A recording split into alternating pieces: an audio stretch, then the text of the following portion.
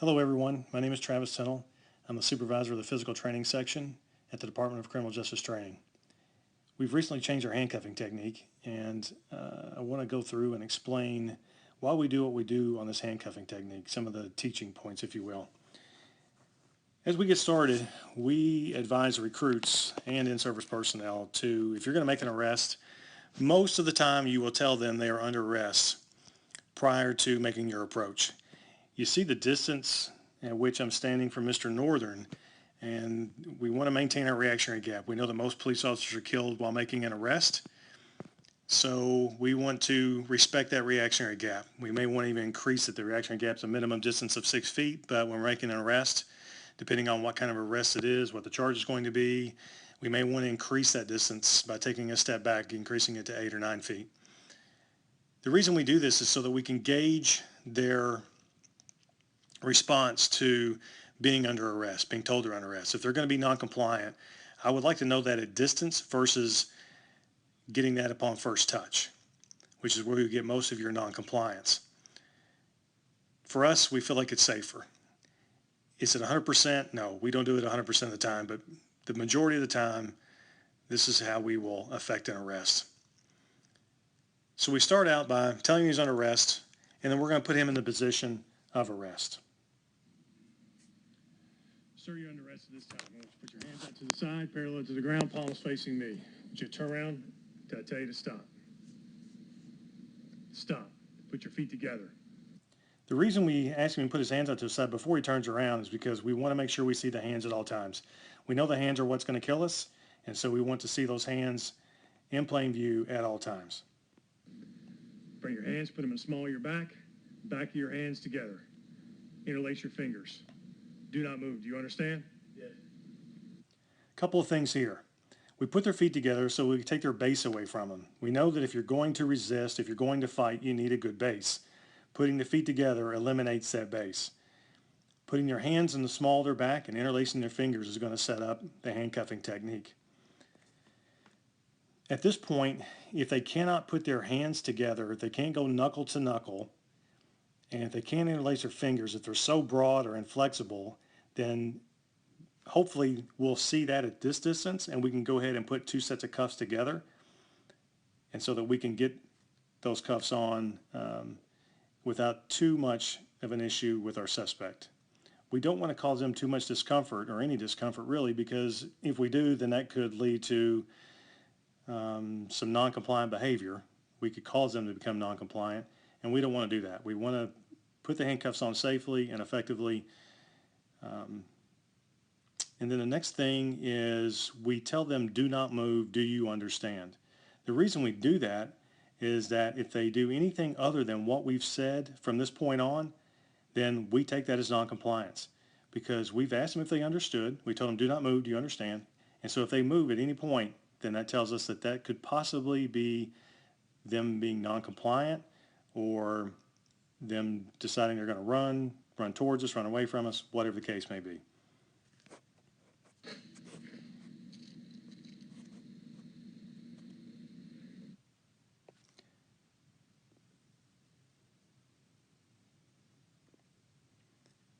You'll see here that I brought the handcuffs up to eye level. These are hinge cuffs. You can do this handcuffing technique with chain or hinged.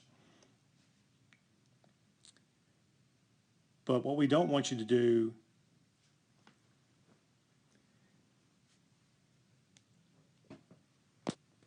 is look down at your handcuffs. Even at 8 feet, 9 feet, that guy can cover that distance fairly quickly. He's probably, unless you cover the sound of your handcuffs coming out with some kind of voice commands or some other discussion to mask you getting your cuffs out, they're going to know the handcuffs are coming out. That could be their cue to attack. If you have your head down, especially if you're wearing a hat, you're going to be blind to their movement. So we advocate bringing the handcuffs up to eye level so that you can see that both single bars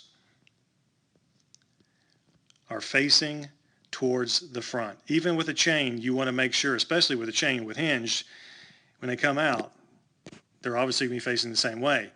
With a chain cuff, you want to make sure that you have both of those single bars facing towards the front. Now we're ready to make our approach.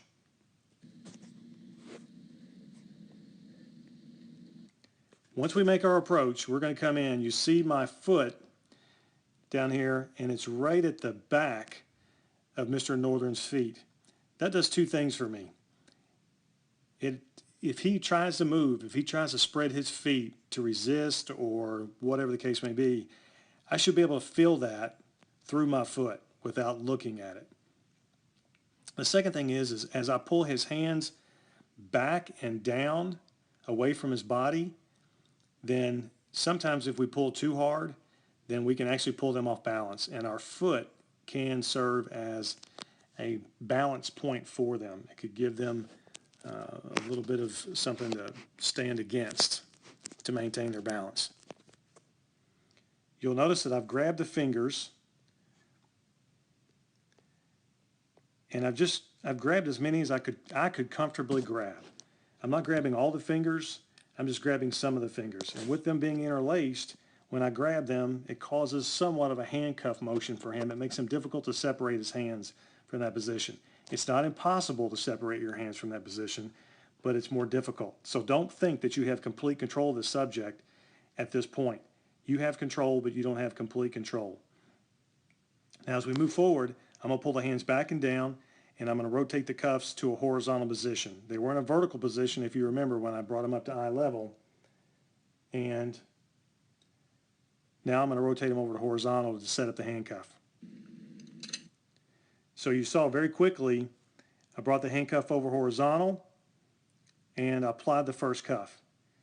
You just want to line that cuff up with the smallest part of the wrist and push it down. It takes a little effort to put the handcuff on. You can't dilly-dally around with it and powder puff it. You've got to put the cuff on.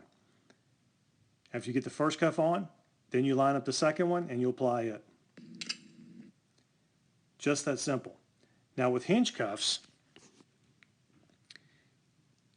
once you come over, if you can determine that both wrists line up with the handcuff, if that handcuff is not applied, if I'm still hovering over the top of his wrist, but I can see that they line up with his wrist, then I can use one motion, push down one time, just push the center of the cuff down and apply both handcuffs at the same time. That's the luxury of hinge cuffs. It's not a whole lot faster, but it is faster. So it's just something that we advise recruits and other in-service personnel that come through. If you have hinge, then that's just a luxury that you have. It may not work every time. I used it in the field throughout my career, and the vast majority of people I handcuffed, I could put them on with one motion. Just something to think about. Now what I'm going to do is I'm going to transition from my handcuff to my escort position. This is the escort position. I have my wrist lock here. I'm putting pressure on the knuckles of his hand. They're in the palm of my hand, and I'm using that to put pressure on his wrist. And you'll see up here on his elbow, I have a C-clamp right above the elbow. And so my thumb, there's actually a nerve right above the elbow, and my thumb is on that nerve. So if he starts wiggling around with me, then all I have to do is, it's kind of a double push. So I'm going to push this way on the wrist, and I'm going to push the elbow back down towards the wrist, and the point that they meet is right there, causes pain, and hopefully you'll get compliance with that pain. Too much and you're going to have a wild animal on your hand, too little and it won't be effective. You're going to have to find that happy medium. Obviously alcohol, drugs, mental illness, things like that, those are variables that you just have to realize that this may not be effective. They may not feel the pain as you do that. You also notice one other thing down here is my foot. My left foot, I'm a right-handed officer. I have moved to the left side of the suspect, and I have placed my left foot against his left heel. That, once again, kind of grounds him, keeps him from moving his feet, and lets me know, telegraphs his movement if he's going to do it. And then I'm ready to transition from this point to double locking the handcuffs, checking tension and double locking. The first thing I'm going to do, though, you'll see, is I'm going to sweep this pancake area. The pancake area is the small of the back where any weapons could be held. And we know most bad guys carry their weapons around their waist. And obviously there's their pancake area, which is the small of the back, is a part of that. So we want to make sure before we leave the hands in the small of the back that we've cleared that area of weapons.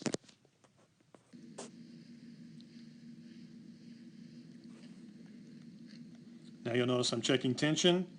I'm going to go back here real quick.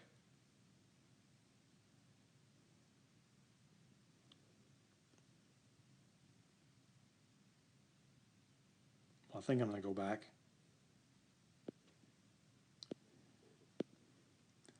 You'll notice right here, my index finger is, I'm just putting the very tip of my finger in between the cuff and the suspect's wrist. It's just very quick. Just if I can get the tip of my finger in there, that should be enough space for the suspect to be able to wear these handcuffs comfortably. As comfortable as they're going to be, put it that way. Once I do that, once I check tension, now I'm ready to double lock the cuff. You'll see me grab my handcuff key. I'll come in and double lock the handcuff. What you'll notice next is I'm going to store my key away, and then I'm going to swim over to the other side.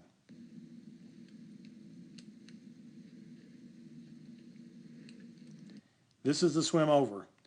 I want to maintain control of the suspect at all times, so I don't let go of the left hand before I have control of the right hand. And so we call that swimming over. You'll come over the top, you'll make an X at your wrist, and then you're going to transition to the other side. You'll notice that now my right foot is against Mr. Northern's right foot. And now my escort position, I still have his knuckles in the palm of my hand. You'll still see my thumb on that nerve at the elbow. We're just on the other side, ready to move on. Check tension again. You can already see my finger moving in to check tension. You heard that click. I gave him just a little bit because it was a little loose.